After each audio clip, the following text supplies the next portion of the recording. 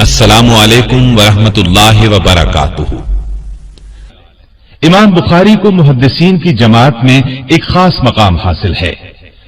امام بخاری وہ شخص ہیں جنہوں نے رسول اللہ صلی اللہ علیہ وسلم اور صحابہ کرام رضی اللہ عنہم کی احادیث اور روایات جمع کرنے کا عظیم کام انجام دیا۔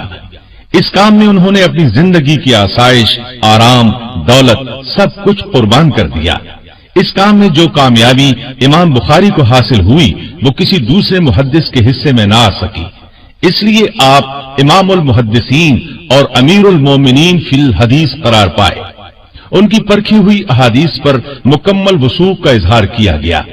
آپ نے یہ کام انجام دے کر جفاکشی کی ایک مثال قائم کر دی۔ مسلمانان عالم آج امام بخاری سے خاص محبت رکھتے ہیں۔ جن احادیث پر بخاری کا حوالہ نظر آ جائے آنکھیں بند کر کے اس پر اعتماد کرتے ہیں۔ ان حالات میں ایسے شخص کے حالات کون جاننا پسند نہیں کرے گا؟ لہذا یہ کہنا بالکل بجا ہے کہ یہ سی ڈی اہم نوعیت کی قیمتی ترین سی ڈی ہے۔ تو آئیے سنتے ہیں امام بخاری، پیشکش محمد طارق شاہد۔ ماں باپ نے امام بخاری رحمت اللہ علیہ کا نام محمد رکھا۔ آپ کی کنیت ابو عبداللہ تھی۔ والد کا نام اسماعیل بن ابراہیم بن مغیرہ تھا۔ ان کی کنیت ابو الحسن تھی۔ بڑے پائے کے محدث تھے۔ امام مالک رحمت اللہ علیہ کے شاگرد تھے۔ گویا امام بخاری اور ان کے والد دونوں ہی محدث تھے۔ یہ فخر اسلام میں کم لوگوں کو حاصل ہوا۔ آپ کی والدہ ماجدہ بہت عبادت گزار تھی۔ امام بخاری کی آنکھیں چھوٹی عمر میں خراب ہو گئیں۔ طبیب علاج نہ کر سکے۔ والدہ محترمہ نے اللہ سے دعا کی تو ایک خواب میں انہیں بشارت دی گئی کہ تمہارے رونے اور دعا کرنے پر اللہ نے تمہارے بیٹے کی بینائی لوٹا دی ہے۔ والدہ کہتی ہیں اسی صبح میرے بیٹے محمد کی آنکھیں درست ہو گئیں اور پھر بینائی اس قدر تیز ہو گئی کہ آپ نے تاریخ کبیر چاند کی روشنی میں لکھی۔ امام بخاری اجمی النسل تھے۔ ان کے پردادا مغیرہ نے بخارا کے حاکم یمان جعفی کے ہاتھ پر اسلام قبول کیا۔ بخارا میں رہائش اختیار کی۔ آپ کے والد اسماعیل نے حماد بن زید، امام مالک، ابو معاویہ سے احادیث روایت کی۔ عبداللہ بن مبارک کی صحبت میں رہے۔ امام بخاری نے خود اپنے والد کا ذکر تاریخ کبیر میں کیا ہے۔ احمد بن حفص کہتے ہیں کہ امام بخاری کے والد اسماعیل نے اپنی وفات کے وقت کہا تھا، میرے علم کے مطابق میرے مال میں ایک درہم بھی حرام کا یا مشتبہ نہیں ہے۔ زمین کے جس خطے میں امام بخاری کی ولادت ہوئی وہ علاقہ خراسان کا مشہور شہر بخارا ہے۔ بخارا ماوراء النہر کے شہروں میں ایک قدیم، بڑا اور شاندار شہر ہے۔ دریائے جیہوں سے 2 روز کی مسافت پر ہموار زمین پر آباد ہے۔ اسلامی فتوحات سے پہلے یہ شہر سامانیہ ملوک کا دارالسلطنت تھا۔ کہا جاتا ہے مسلمانوں نے اس شہر کو سیدنا امیر معاویہ رضی اللہ عنہ کے زمانے میں 55 ہجری میں فتح کیا تھا۔ فتح ہونے کی تاریخ 88 یا 90 ہجری بھی بتائی جاتی ہے۔ بہرحال آپ نے اسی تاریخی شہر بخارا میں 13 شعبان 194 ہجری میں آنکھ کھولی۔ امام بخاری کا اپنا بیان ہے کہ یہ تاریخ ولادت میں نے اپنے والد کے ہاتھ کی لکھی ہوئی پائی۔ اور بھی کئی صاحب علم و کمال بخارا میں پیدا ہوئے۔ آپ نے علم کی گود میں پرورش پائی۔ والد کی وفات اس وقت ہوئی جب آپ چھوٹے ہی تھے۔ والدہ نے پرورش کی، ہوش سنبھالا تو دل میں احادیث کے حفظ کرنے کا شوق پیدا ہو گیا۔ کیوں نہ ہوتا، والد محدث جو تھے۔ لوگوں نے امام بخاری کو یہ کہتے سنا، اللہ نے مجھے اس وقت احادیث کے حفظ کا شوق دیا جبکہ میں ابھی مکتب میں تھا۔ اس وقت آپ کی عمر 10-11 سال تھی۔ اسی زمانے میں ایک واقعہ پیش آیا۔ علامہ داخلی اس وقت بڑے پائے کے محدث تھے۔ بخارا میں ان کی درسگاہ بڑی بارونق اور مشہور تھی۔ معمول کے مطابق درس دے رہے تھے۔ इमाम बुखारी भी दर्स में शामिल थे। अल्लामा दाखिली ने एक हदीस की सनद बयान करने में गलती की। इमाम बुखारी ने अदब से टोक दिया और दुरुस्त सनद बयान कर दी। इस पर अल्लामा दाखिली ने आपको डांट दिया। इमाम बुखारी ने फरमाया, अगर आपके पास असल किताब हो तो उसमें देख लीजिए। अल्लामा दाखिली घर गए, असल किताब को देखा तो इमाम बुखारी का टोकना दुरुस्त था। चुनाचे उन्होंने इमाम बुखारी के सामने अपनी गलती तस्लीम कर ली। उस वक्त इमाम बुखारी की उम्र सिर्फ 11 साल थी। इमाम बुखारी को जिस तरह हिफ्ज़ हदीस का शौक बचपन ही में हो गया था, उसी तरह उनमें ये शौक भी पैदा हो गया कि सही अहादीस को गैर सही अहादीस से अलग करें और इल्म हदीस के हर शोबे से आगाही हासिल करें। गरज इन तमाम बातों की तरफ मैलान शुरू से ही था। फिर जो जो वक्त गुजरता गया, उनके ये ख्यालात जड़ पकड़ते चले गए। उस जमाने में उन्होंने जिन असातिज़ा से इल्म हासिल किया था, उनके नाम ये हैं: मोहम्मद बिन सलाम बेकंदी, मोहम्मद बिन यूसुफ बेकंदी, अब्दुल्ला बिन मोहम्मद मसनदी, इब्राहिम बिन अशस। इन उलमाए किराम की बुखारा में दरसगाहें थीं। उन्हीं दिनों का एक हैरत अंगेज वाकया अल्लामा सलीम बिन मुजाहिद बयान करते हैं। मैं एक रोज मुहद्दिस वक्त मोहम्मद बिन सलाम बेकंदी की खिदमत में हाजिर हुआ। मुहद्दिस साहिब मुझे देखते ही बोले, तुम जरा देर पहले आते तो मैं तुम्हें ऐसे लड़के से मिलवाता जिसे 70,000 हदीसें याद हैं। ये सुनकर मुझे बहुत हैरत हुई। हुलिया और नाम वगैरह पूछकर मैं उसी वक्त उनकी तलाश में निकला। आखिर मुझे मिल गए। मैंने उनसे पूछा, तुम्हारा ही ये दावा है कि तुम्हें 70,000 अहादीस याद हैं? इमाम साहिब ने उनकी बात सुनकर जवाब दिया, हाँ, बिलाशुबह मुझे इतनी अहादीस याद हैं, बल्कि इससे भी ज्यादा। और सिर्फ याद ही नहीं, बल्कि जिस हदीस के बारे में सवाल करेंगे उसके रावियों की वफात, जाए सुकूनत और दीगर हालात भी बता दूंगा। और जो कौल या फेल सहाबी या ताबई का बयान करूंगा, उसके साथ ये भी बता सकता हूं कि उनका ये कौल और फेल किस आयत या हदीस से अख्ज़ किया गया है।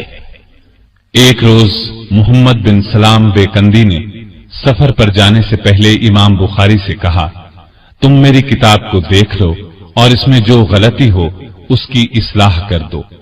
किसी ने अल्लामा बेकंदी की ये बात सुनकर हैरत जाहिर की और कहा, आप फन के इमाम होकर एक नौजवान लड़के से ये फरमा रहे हैं, मेरी किताब में से गलतियां निकाल दो। अल्लामा बेकंदी ने उसकी बात सुनकर जवाब में फरमाया, हाँ, इस नौजवान का कोई सानी नहीं है। वो फरमाया करते थे, जब मोहम्मद बिन इस्माइल मेरे दर्स में आ जाते हैं तो मैं हैरत ज़दा हो जाता हूं। हदीस बयान करते वक्त मुझे खौफ महसूस होने लगता है कि कहीं मोहम्मद बिन इस्माइल के सामने गलती ना हो जाए। ये सब बातें उस वक्त की हैं जब इमाम बुखारी मोहम्मद बिन सलाम बेकंदी के दर्स में शरीक होते थे और उन्होंने अपने वतन बुखारा से हुसूल इल्म के लिए रहलत नहीं फरमाई थी। इमाम बुखारी ने जब वतन से रहलत फरमाई तो फिर अल्लामा बेकंदी को उनसे मिलने का इत्तेफाक नहीं हुआ। रहलत मुहद्दिसीन की इस्तिलाह में वो सफर है जो हदीस या हदीस की असनाद हासिल करने के लिए किया जाता है। असहाब रसूल और ताबीन इस सफर के लिए क्या कुछ करते थे, इसका अंदाजा लगाना आज के दौर में मुमकिन नहीं। बाज़ औक़ात तो सिर्फ एक हदीस के लिए या सिर्फ एक हदीस की जांच के लिए एक एक महीने के सफर की तकालीफ बर्दाश्त करते थे। उस जमाने में सफर भी पैदल, घोड़ों या ऊंटों पर होता था। इमाम बुखारी ने उम्र के 16वें बरस तक अपने ही मुल्क के असातिज़ा से इल्म हासिल किया। फिर आपने हिजाज का सफर किया। हिजाज इस्लामी उलूम का मंबा था। रसूलुल्लाह सल्लल्लाहु अलैहि वसल्लम का मस्कन था। वहां वही उतरी, जिब्राइल आए, सहाबा का वतन और इस्लाम का मरकज था। हिजाज में आमद से पहले अब्दुल्ला बिन मुबारक और वकी की तसानीफ को जबानी याद कर चुके थे। ये 210 हिजरी की बात है। उस वक्त तक इमाम बुखारी ने अपने ही वतन में वो फजलो कमाल हासिल कर लिया था जो बड़े ताज्जुब की निगाह से देखा जाता था। ये कमाल बड़े बड़े इमामों को जिंदगी भर नसीब नहीं हुआ था। 16वें बरस अपनी वालिदा के साथ मक्का मुअज्जमा पहुंचे। इस सफर में आपके बड़े भाई अहमद भी साथ थे। वालिदा और भाई तो हज से फारिग होने पर वतन वापस चले गए, लेकिन इमाम बुखारी ने वहीं क़याम फरमाया। इल्म की तकमील के लिए अब आप मक्के के शयूख की दरसगाहों में शरीक होने लगे। اس وقت مکے میں فن کے امام یہ لوگ مانے جاتے تھے: امام ابو الولید احمد بن ارزقی، عبداللہ بن یزید، اسماعیل بن سالم الصائغ، ابو بکر عبداللہ بن زبیر حمیدی وغیرہ۔ مکے کے بعد آپ نے مدینے کا رخ کیا۔ اس وقت وہاں دنیا بھر سے لوگ سفر کر کے آتے تھے، علوم نبویہ سیکھتے تھے۔ آپ 18 سال کی عمر میں 212 ہجری میں مدینے پہنچے۔ اس وقت مدینے میں یہ حضرات درس دیتے تھے: ابراہیم بن منذر، مطرف بن عبداللہ، ابراہیم بن حمزہ، محمد بن عبید اللہ، عبدالعزیز بن عبداللہ اویسی وغیرہ۔ اسی سفر میں انہوں نے اپنی تاریخ کبیر کا مسودہ چاندنی راتوں میں لکھا۔ مورخین کا کہنا ہے کہ آپ نے یہاں 6 سال گزارے، پھر بصرہ کا رخ کیا۔ اس وقت بصرہ علم کے میدان میں بہت ترقی پر تھا۔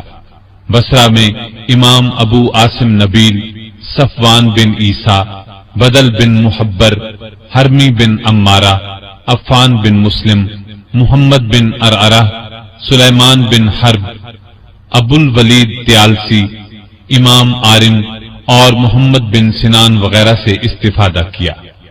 بصرہ کا امام بخاری نے 4 بار سفر کیا۔ بصرہ کے بعد کوفے کا سفر کیا، اسی طرح بغداد کی رحلت کی۔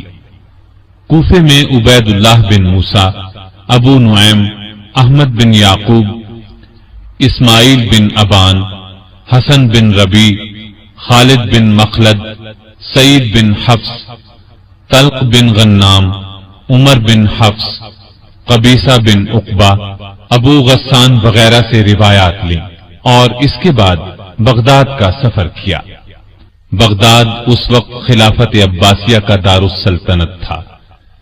حکومت کی طرف سے علم کی بہت قدر و منزلت ہوتی تھی، اس لیے بغداد علم کا گہوارہ بنا ہوا تھا۔ وہاں ہر طرف سے اہل کمال جمع ہو گئے تھے۔ بغداد میں اس وقت یہ شیوخ موجود تھے: امام احمد بن حنبل رحمۃ اللہ علیہ، محمد بن عیسیٰ صباغ، محمد بن سائق اور سریج بن نعمان۔ بغداد کا امام بخاری نے 8 مرتبہ سفر کیا، پھر شام کا سفر کیا۔ شام کے بعد مصر، جزیرہ، خراسان، مرو، بلخ، ہرات کے سفر کیے۔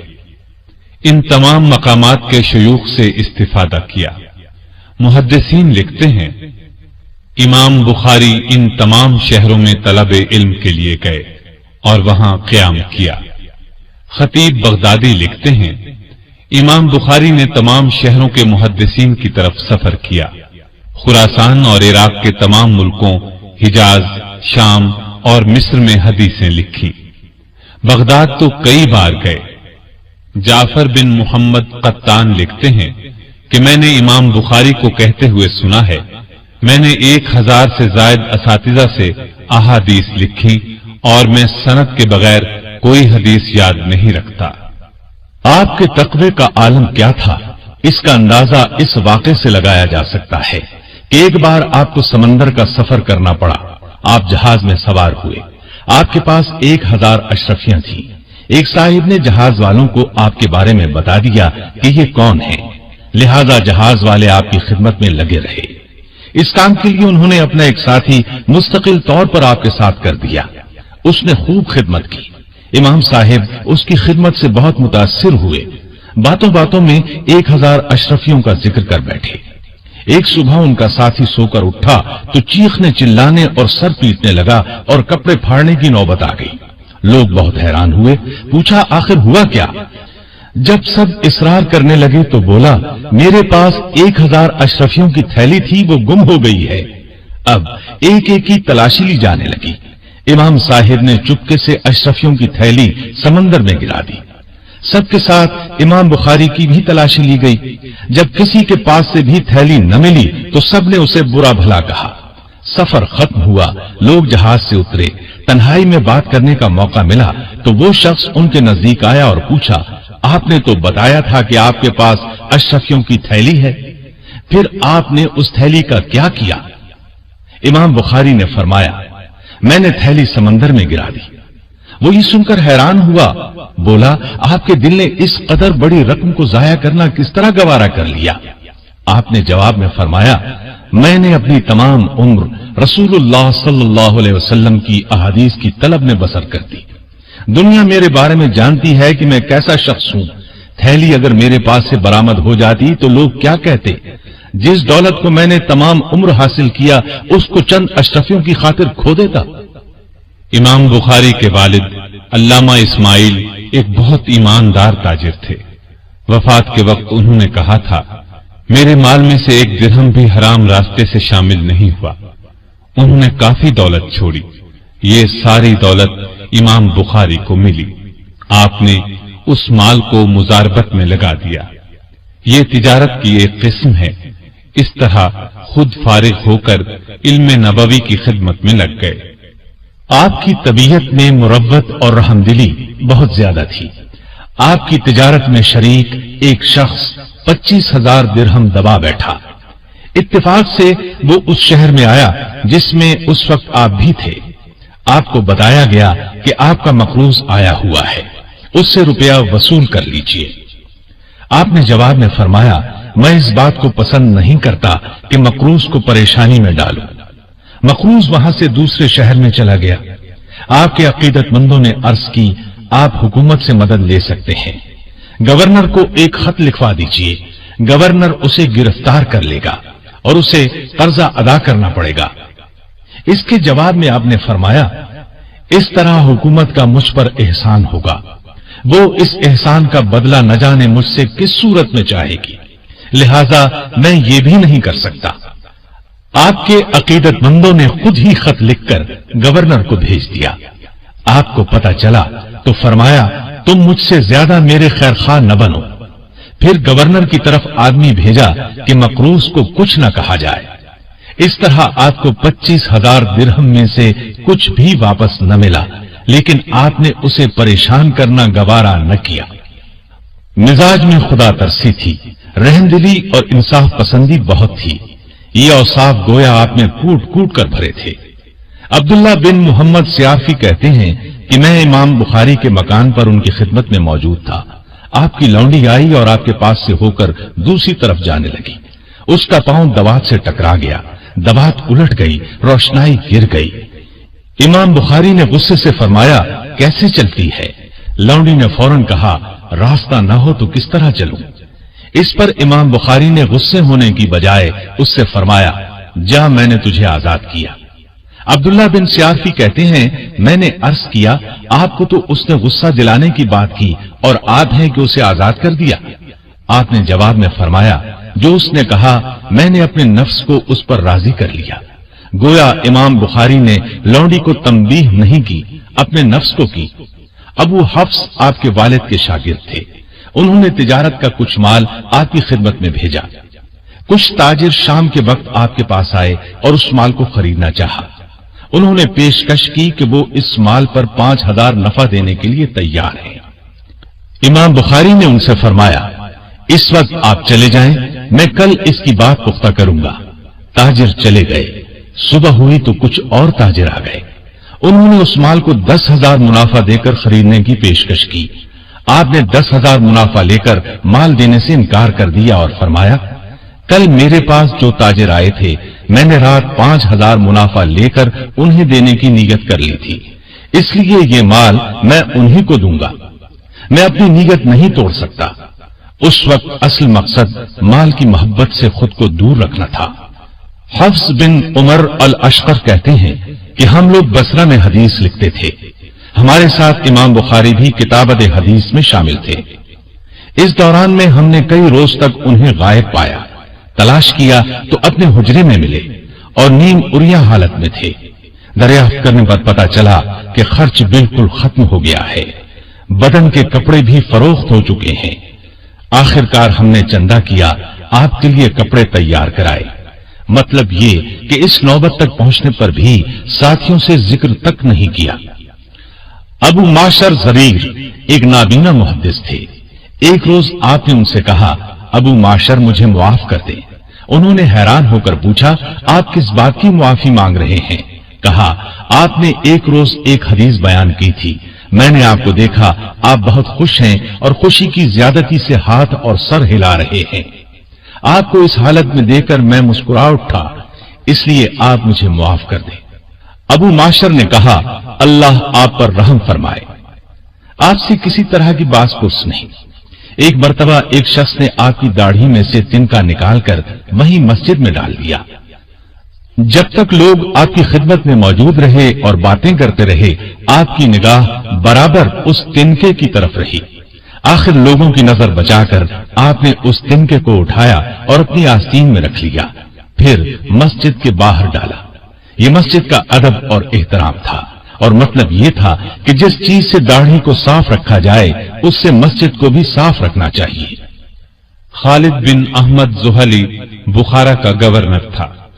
اس نے آپ سے درخواست کی کہ آپ شاہی محل میں آ کر مجھے اور شہزادوں کو حدیث اور تاریخ کا درس دیں.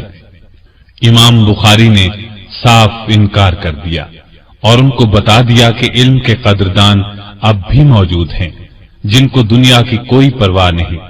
جو پیغام لے کر آیا تھا اس کی زبانی کہلا بھیجا. میں حرم شاہی میں جا کر خوشامدی نہیں بننا چاہتا، اس میں علم کی بے قدری ہے. اب گورنر نے درخواست کی کہ اگر آپ حرم شاہی میں تشریف لانا پسند نہیں کرتے تو شہزادوں کے لیے خاص وقت دیں جس میں عام لوگ نہ ہوں. آپ نے جواب میں فرمایا یہ نبی اکرم صلی اللہ علیہ وسلم کی میراث ہے، اس میں عام خاص سب کا برابر حصہ ہے. میری درسگاہ اور مسجد کا دروازہ ہر وقت اور ہر شخص کے لیے کھلا ہے. جسے شوق ہو آ کر فائدہ اٹھا لے، کسی کے لیے روک ٹوک نہیں.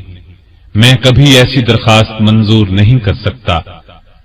اگر میرے جواب سے ناخوش ہو تو بزور میرا درس روک دو. اس صاف اور بلاگ جواب سے والی بخارا سخت برہم ہوا اور شہر سے آپ کو باہر نکالنے پر تل گیا. لیکن امام بخاری کا سکہ تمام مسلمانوں پر ایسا جمع ہوا تھا کہ وہ طاقت کے بل پر بھی کچھ نہ کر سکا. آخر دوسرا طریقہ اختیار کیا.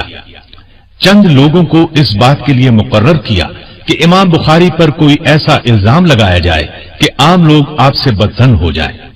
چنانچہ ایک جھوٹا الزام لگایا گیا اور شہر چھوڑنے کا حکم دے دیا گیا. الزام یہ تھا کہ امام بخاری قرآن کے الفاظ کے مخلوق ہونے کے قائل ہیں. اس پر شہر میں ہنگامہ کھڑا ہوا. یہ ہنگامہ بھی دراصل ان لوگوں نے کھڑا کیا تھا. آپ شہر چھوڑنے پر مجبور ہو گئے. شہر سے جاتے وقت آپ نے یہ بد دعا دی، اے اللہ جس بات کا ان لوگوں نے مجھ پر الزام لگایا ہے تو وہی بات ان کی اپنی ذات اور ان کی اولاد میں دکھا. چند روز بعد ہی اس دعا کا اثر ظاہر ہوا. خراسان کے حکمران نے بخارا کے حاکم خالد بن احمد زحلی کے بارے میں یہ فرمان جاری کیا کہ اسے گدھے پر بٹھا کر شہر میں گھمایا جائے، اس کے بعد قید میں ڈال دیا جائے. انجام یہ ہوا کہ یہ قید میں ہی مر گیا. جن لوگوں نے امام بخاری پر الزام لگانے میں حصہ لیا تھا ان میں سے ہر ایک کا انجام بد سے بدتر ہوا. ان میں سے حریث بن ورقہ کو تو وہ ذلت اٹھانا پڑی جو بیان سے باہر ہے. الزام لگانے کے لیے حاکم بخارا نے اس شخص کو آگے کیا تھا. امام بخاری بخارا سے نکل کر بیکند پہنچے، لیکن اس الزام کی خبر بیکند بھی پہنچ چکی تھی. وہاں دو فریق ہو گئے. ایک امام بخاری کو اس الزام سے بری سمجھتا تھا، دوسرا گروہ مفسدوں کا تھا. امام بخاری نے اس صورتحال میں وہاں ٹھہرنا مناسب نہ سمجھا. اس دوران میں سمرقند کے لوگوں کو آپ کے بیکند پہنچنے کی خبر مل گئی. انہوں نے آپ سے درخواست کی کہ سمرقند تشریف لے آئیں اور مسند درس سنبھالیں. آپ نے درخواست منظور فرمائی اور سمرقند کے لیے روانہ ہوئے. راستے میں خرتنگ نامی بستی میں ایک عزیز کے مکان میں ٹھہرے. تہجد کی نماز میں آپ نے دعا کی، اے اللہ تیری زمین کشادہ ہونے کے باوجود مجھ پر تنگ ہو گئی ہے، مجھے اپنے پاس بلا لے. اللہ نے ان کی دعا قبول کر لی. چند روز کے بعد آپ نے وہیں وفات پائی.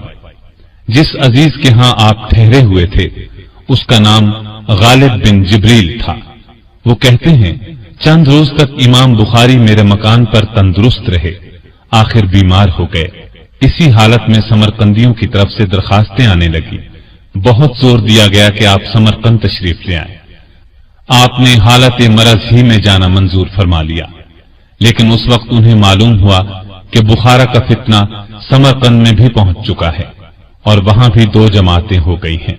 تو آپ نے اپنے لیے دعا فرمائی، اے اللہ مجھے اپنے پاس بلا لے، مجھ پر تیری زمین کشادہ ہونے کے باوجود تنگ ہو گئی ہے۔ ادھر اختلافات کے بعد سمرقند والوں نے اس الزام کے بے بنیاد ہونے پر اتفاق کر لیا اور آپ کو سمرقند لے جانے پر زور دیا۔ آپ نے سواری طلب کی، چلنے کی تیاری کی، موزے پہنے، امامہ باندھا۔ ایک صاحب نے سہارا دینے کے لیے دونوں بازو تھامے، سواری کی جانب 15-20 قدم بڑھے ہوں گے کہ فرمایا، مجھے چھوڑ دو، کمزوری بڑھتی جا رہی ہے۔ امام بخاری نے ہاتھ اٹھا کر کچھ دعائیں کی اور لیٹ گئے۔ آپ کے جسم سے بے تحاشا پسینہ جاری ہو گیا، یہاں تک کہ آپ عید الفطر کی شب 256 ہجری میں انتقال کر گئے۔ اس وقت آپ کی عمر قریباً 62 برس تھی۔ انا للہ و انا الیہ راجعون۔ روح پرواز کر جانے کے بعد بھی جسم پر پسینے کا اثر تھا۔ آخر غسل دے کر کفن میں لپیٹ دیے گئے۔ عید الفطر کے دن بعد نماز ظہر وہیں خرطنگ نامی بستی میں آپ کو دفن کر دیا گیا۔ اس طرح یہ آفتاب عالم، احادیث رسول کا خادم، دنیا بھر کے انسانوں پر احسان کرنے والا، علوم نبویہ کا ماہر رخصت ہو گیا۔ مرنے سے پہلے وصیت فرمائی، مجھے سنت کے مطابق 3 کپڑوں میں کفن دینا، ان میں کرتا اور امامہ نہ ہو۔ امام بخاری کی وفات پر علماء امت نے بہت حسرت ظاہر کی۔ یحییٰ بن جعفر بیکندی نے آپ کی وفات کی خبر سن کر فرمایا، امام بخاری کی موت علم کی موت ہے۔ آپ نے کوئی اولاد نہیں چھوڑی، یہ درست ہے، آپ نے کوئی سلبی اولاد نہیں چھوڑی، لیکن آج امام بخاری کی روحانی اولاد کروڑوں میں ہے۔ امام بخاری جس خطے میں تشریف لے جاتے، مسلمانوں کا ان کے گرد ہجوم ہو جاتا تھا۔ لوگ ان کے فضل اور کمال کی حکایات سن سن کر انہیں دیکھنے کی تمنا کیا کرتے تھے، اس لیے جہاں پہنچتے وہاں ہجوم کی وجہ سے تل دھرنے کی جگہ نہ ملتی۔ علم کی تکمیل کے بعد جب آپ نے بخارا کا ارادہ فرمایا تو بخارا والے استقبال کے لیے شہر سے باہر امڈ آئے۔ شہر سے باہر 3 میل تک خیمے لگ گئے۔ شہر میں شایان شان طریقے سے لایا گیا۔ ایسا ہی استقبال نیشا پور میں ہوا۔ ایک بار بغداد تشریف لے گئے۔ یہ بنو عباس کا دارالخلافہ تھا۔ اہل بغداد تک آپ کی شہرت پہلے ہی پہنچ چکی تھی، اس لیے زبردست استقبال ہوا۔ بصرے میں بھی یہی ہوا۔ آپ ابھی بچے ہی تھے کہ ایک روز احمد بن حفص نے آپ کا چہرہ اور حافظہ دیکھ کر کہا، ان کا ڈنکا بجے گا۔ حاشد بن اسماعیل کہتے ہیں کہ امام بخاری ہمارے ساتھ بصرے کے شیوخ کی درسگاہوں میں شامل ہوتے، لیکن وہ ساتھ ساتھ لکھتے نہیں تھے۔ اس حالت میں کچھ دن گزر گئے۔ آخر ہم نے انہیں سمجھانا شروع کیا کہ جب تک آپ ساتھ ساتھ لکھیں گے نہیں، درسگاہ میں بیٹھ کر حاصل کیا کریں گے؟ یوں ہی اپنا وقت برباد کر رہے ہیں۔ تو انہوں نے جواب نہ دیا، لیکن جب ہماری باتیں سن سن کر گھبرا گئے تو فرمانے لگے، تم لوگ حد سے تجاوز کر گئے ہو۔ اچھا، اب تک تم نے جو کچھ لکھا ہے سناتا ہوں، تم اپنے لکھے ہوئے اجزاء سامنے رکھو۔ ہم نے ایسا ہی کیا۔ امام بخاری نے وہ سب سنا دیا جو ہم نے لکھا تھا۔ اس کے علاوہ بھی 15,000 احادیث سنا دی، یہاں تک کہ ہم نے اپنے اپنے اجزاء کی اصلاح ان کے زبانی پڑھے ہوئے سے کی۔ بغداد میں ایک عجیب واقعہ پیش آیا۔ وہاں کے علماء نے آپ کے حافظے کی عجیب و غریب باتیں سن کر ان کا امتحان لینے کا پروگرام بنایا۔ 100 احادیث کو لیا گیا، ان کو بالکل الٹ پلٹ کر دیا گیا۔ ایک کی سند دوسرے متن پر اور دوسرے کی سند تیسرے متن پر چسپاں کر دی گئی۔ پھر یہ 100 احادیث 10 علماء میں 10-10 تقسیم کر دی گئی۔ پہلے عالم نے امام بخاری کے سامنے اپنی 10 احادیث میں سے ایک حدیث پڑھی۔ اس وقت یہ امتحان دیکھنے کے لیے گویا پورا شہر امڑ آیا تھا، اہل و عیال جمع تھے۔ آپ نے حدیث سن کر کہا، میں اسے نہیں جانتا۔ اس نے دوسری پڑھی، آپ نے فرمایا، میں نہیں جانتا۔ یہاں تک کہ اس نے 10 کی 10 پڑھ ڈالی۔ آپ نے ہر بار یہی کہا کہ میں نہیں جانتا۔ پھر دوسرے عالم کی باری آئی۔ اس طرح 10 کے 10 نے 100 احادیث آپ کے سامنے دہرا دی۔ آپ نے ہر بار یہی فرمایا، میں نہیں جانتا۔ اب وہاں جو عام لوگ تھے وہ پکار اٹھے، یہ کیا بات ہوئی؟ انہوں نے تو 100 کی 100 احادیث سن کر یہی کہا ہے، میں نہیں جانتا، جبکہ ان کے حافظے کی بہت شہرت سننے میں آئی۔ حافظہ نام کی تو ان میں کوئی چیز بھی نہیں ہے۔ یہ خیال عام لوگوں نے ظاہر کیا، جبکہ علماء نے کہا، امام ہماری اس حرکت کو سمجھ گئے۔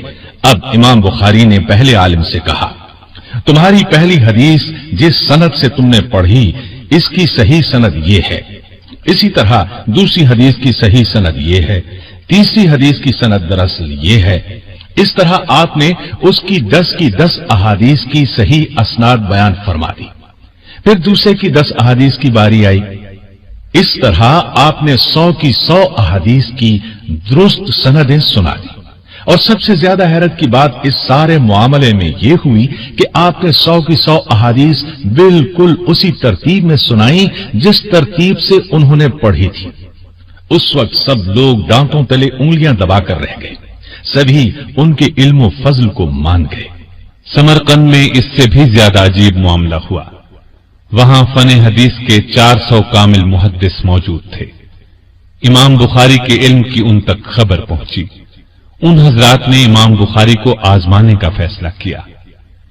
انہوں نے کیا یہ کہ اہل شام کی احادیث کی سند عراقیوں کی سندوں سے بدل دی، اہل عراق کی سندوں کو شامیوں کی سندوں سے بدل دیا، حجاز کی روایتوں کو یمن کی روایتوں سے بدل دیا۔ اس طرح سب کچھ خلط ملط کر کے امام المحدثین امام بخاری پر یہ مجموعہ پیش کیا۔ آپ نے ساری غلطیوں کی قلی کھول کر رکھ دی، نہ کسی سند میں آپ سے چوک ہوئی، نہ کسی متن میں۔ آخر اہل سمرقند عاجز آ گئے۔ اللہ کے عطا کردہ حافظے کے سامنے انہوں نے سر تسلیم خم کر دیے۔ ابھی آپ کی عمر 17 یا 18 برس کی ہوگی کہ لوگ آپ کو درس دینے پر مجبور کرنے لگے، لیکن آپ اس وقت تک درس دینے کے لیے نہیں بیٹھے جب تک کہ صحیح احادیث میں اور باقی احادیث میں امتیاز نہیں کر لیا، اہل الرائے کی کتابوں کا مطالعہ اور بصرے کی کل احادیث کا احاطہ نہیں کر لیا۔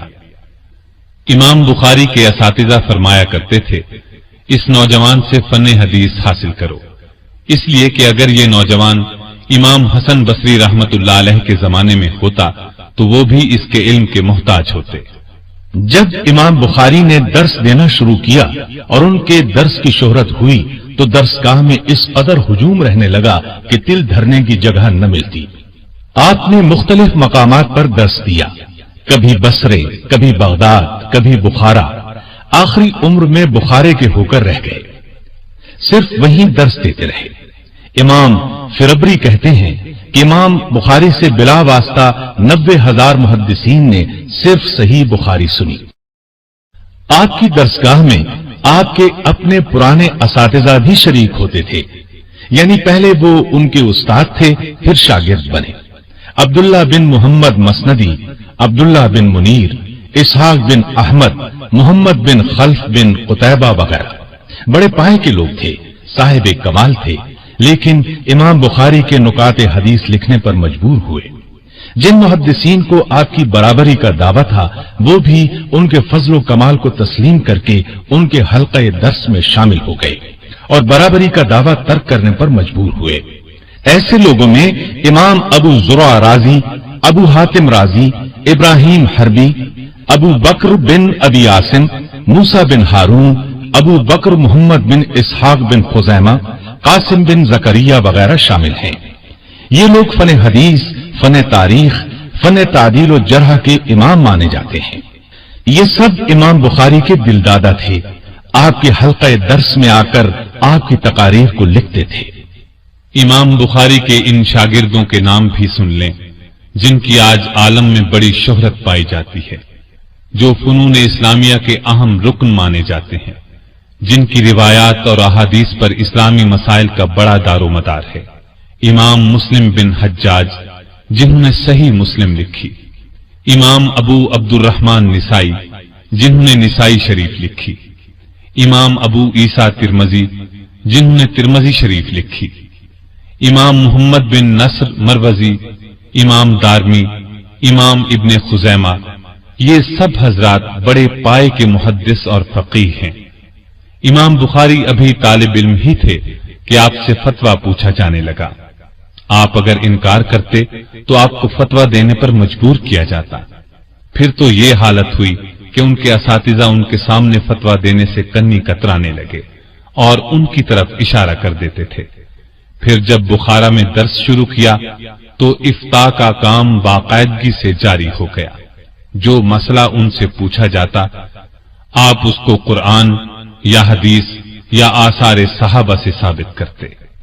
اب ہم امام بخاری کی تصانیف کا ذکر کریں گے، اس لیے کہ اس ذکر کے بغیر آپ کا ذکر نامکمل ہے۔ آپ کی سب سے اہم ترین اور مشہور ترین کتاب صحیح بخاری ہے۔ اس کے علاوہ امام بخاری کی ایک ایک تصنیف وقت کی نگاہ سے دیکھی گئی۔ امام بخاری نے تاریخ کبیر لکھی تو امام اسحاق بن راہویہ جیسے باکمال شیخ نے اس نادر تالیف کو امیر عبداللہ بن طاہر حاکم رائے کے دربار میں پیش کرتے ہوئے فرمایا، میں تمہیں ایک بڑا جادو دکھاتا ہوں۔ علامہ تاج الدین سبکی اس تاریخ کے بارے میں لکھتے ہیں، امام بخاری کی تاریخ وہ کتاب ہے کہ اس سے پہلے کسی نے ایسی مبارک تالیف نہیں لکھی، اور جس شخص نے امام بخاری کے بعد اس قسم کی تالیف کی وہ اس تاریخ سے استفادہ کیے بغیر نہیں رہا۔ بعض نے تو پیرایا بدل کر اپنی طرف منسوب کر لیا۔ اللہ تعالیٰ امام بخاری پر برکتیں فرمائے، انہوں نے تاریخی اصول کی بنیاد ڈالی۔ تاریخ کبیر وہی کتاب ہے جسے امام بخاری نے اپنی عمر کے 18ویں سال کی چاندنی راتوں میں لکھا، مسجد نبوی میں حجرہ مبارک اور منبر کے درمیان بیٹھ کر لکھا۔ امام اسحاق بن راہویہ نے اس کو دیکھا تو امیر عبداللہ بن طاہر خراسانی کے سامنے پیش کر کے فرمایا، کیا میں تمہیں جادو نہ دکھاؤں؟ تاریخ کبیر میں صحابہ، تابعین اور تبع تابعین کے نام حروف تہجی کی ترتیب سے آئے ہیں۔ اگر ایک ہی نام کے کئی لوگ موجود ہیں تو ان کے باپ کے ناموں میں حروف تہجی کی ترتیب موجود ہے۔ تاریخ کبیر میں زیادہ تر مسئلہ روایت، تلمذ اور سماعت کا ذکر ہے، اکثر جگہ جرح و تعدیل بھی ہے۔ آپ کی ایک تصنیف کا نام تاریخ الاوسط ہے، آپ کی ایک تصنیف التاریخ الصغیر ہے۔ فن تاریخ میں امام بخاری کی یہ بھی ایک بے مثل تصنیف ہے۔ فن حدیث کو فن رجال سے وہی تعلق ہے جو روح کو جسم سے، اس لیے امام بخاری کو اس سے خاص شغف تھا۔ اس میں امام بخاری مشاہیر، صحابہ، تابعین اور تبع تابعین کی وفات کے سن، نسب وغیرہ کا ذکر کرتے ہیں۔ آپ کی ایک تصنیف کا نام الجامع الکبیر ہے، اس کا ذکر ابن طاہر نے کیا ہے، اس کا مفصل حال معلوم نہ ہو سکا۔ ایک کتاب کا نام المسند الکبیر ہے، ایک اور تصنیف التفسیر الکبیر ہے۔ مزید تصانیف کے نام یہ ہیں: خلق و افعال العباد، کتاب الضعفاء الصغیر، الہبہ، اسامی الصحابہ، کتاب الوحدان، کتاب المبسوط، کتاب العلل، کتاب الکناء، کتاب الفوائد، الادب المفرد، جز رفع الیدین، بر الوالدین، کتاب الاشبہ، قضایا الصحابہ والتابعین، کتاب الرقاق، الجامع الصغیر فی الحدیث اور جز القراءۃ خلف الامام وغیرہ۔ آخر میں ہم امام بخاری رحمت اللہ علیہ کے شاگردوں کے نام آپ کو بتائے دیتے ہیں۔ پہلا نام امام مسلم بن حجاج رحمت اللہ علیہ کا ہے، انہوں نے مسلم شریف لکھی۔ بخاری کے بعد مستند ترین کتاب مسلم شریف کو مانا گیا۔ صحیح مسلم کی بھی بہت سی شروح لکھی گئیں، تراجم بھی لکھے گئے۔ شروح اور تراجم کی تعداد قریباً 30 ہے۔ آپ کے ایک اور نامور شاگرد امام ابو عیسیٰ ترمذی رحمت اللہ علیہ ہیں۔ آپ نے جامع ترمذی لکھی، یہ صحاح ستہ میں شامل ہے۔ جامع ترمذی کے علاوہ ان کی اور بھی کئی مشہور تصانیف ہیں جن کے اردو، فارسی وغیرہ میں تراجم کیے گئے۔ آپ کے ایک اور شاگرد امام نسائی رحمت اللہ علیہ ہیں، انہوں نے سنن نسائی لکھی، یہ بھی صحاح ستہ میں شامل ہے۔ آپ کے ایک اور شاگرد فربری رحمت اللہ علیہ ہیں۔ لوگ بخاری کا درس لینے کے لیے ان کے پاس دور دور سے آتے تھے۔ آپ کے ایک اور شاگرد امام دارمی رحمت اللہ علیہ ہیں۔ امام صاحب کی زندگی میں وفات پائی۔ امام بخاری کو ان کی موت سے بہت صدمہ پہنچا۔ ان کی تصنیفات میں المسند، کتاب التفسیر اور الجامع مشہور ہیں۔ آپ کے ایک اور شاگرد صالح بن محمد جزرہ ہیں۔ غضب کا حافظہ تھا، زبانی درس دیا کرتے تھے، جزرہ الحافظ کے نام سے مشہور ہوئے۔ آپ کے ایک اور شاگرد فقیہ امام محمد بن نصر مروزی ہیں، بہت بڑے فقیہ تھے۔ امام بخاری کے ایک اور شاگرد امام ابو حاتم رازی ہیں، فن جرح و تعدیل کے بہت بڑے امام مانے جاتے ہیں۔ احادیث رسول کی تلاش میں ہمیشہ پیدل سفر کیا، بحرین سے مصر، مصر سے رم اللہ سے ترتوس تک پیدل سفر کیا۔ امام صاحب سے بہت کچھ استفادہ کیا۔ امام بخاری کے ایک شاگرد ابراہیم الحربی الامام رحمت اللہ علیہ ہیں، فن لغت، ادب، نحو اور فقہ کے امام مانے جاتے ہیں۔ علامہ ثعلب کہتے ہیں، میں نے امام حربی کو لغت اور نحو کی درسگاہ سے 50 برس کے دوران ایک بار بھی ناغہ کرتے نہیں دیکھا۔ طبیعت میں صبر اور قناعت اس قدر تھی کہ سلاطین کے وظائف اور تحائف کی طرف نظر اٹھا کر بھی نہیں دیکھتے تھے۔ آپ کے ایک شاگرد ابو بکر بن ابی عاصم الحافظ الکبیر ہیں، انہیں 50,000 احادیث زبانی یاد تھی۔ اصفہان میں ایک مدت تک قاضی کے عہدے پر مامور رہے۔ امام بخاری کی درسگاہ میں باقاعدگی سے حاضری دیا کرتے تھے۔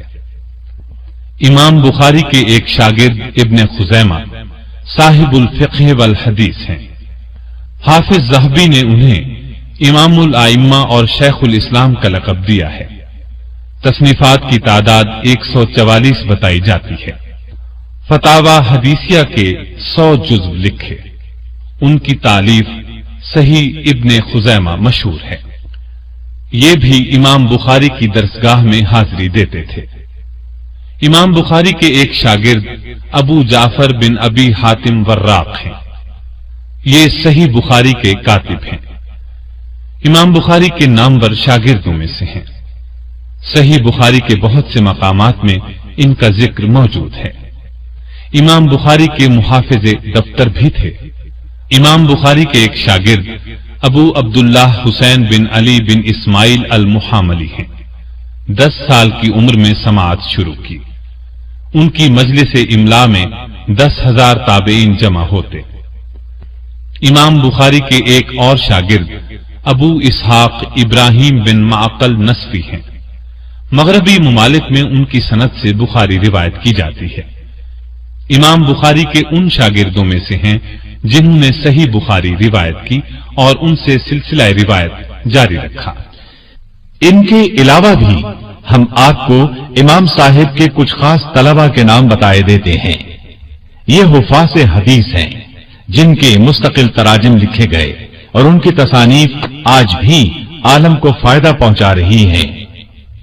ابو بکر بن ابی دنیا، ابو بکر بزاز، موسیٰ بن ہارون حمال، ابو بشر دولابی، محمد بن قتیبہ بخاری، ابو الفضل احمد بن سلمہ، عمر بن محمد، حسین بن محمد، یعقوب بن یوسف بن اخرم، عبداللہ بن محمد بن ناجیہ، سہل بن شازویہ بخاری، عبید اللہ بن واصل، قاسم بن زکریہ، ابو قریش محمد بن جمعہ، محمد بن سلیمان باغندی، ابراہیم بن موسیٰ، ابو بکر احمد بن صدقہ بغدادی، اسحاق بن داود صواف، حاشد بن اسماعیل بخاری، محمد بن عبداللہ بن جنید، محمد بن موسیٰ، جعفر بن محمد نیسابوری، ابو بکر بن ابی داود، ابو القاسم بغوی، ابو محمد بن سعید اور محمد بن ہارون حضرمی وغیرہ۔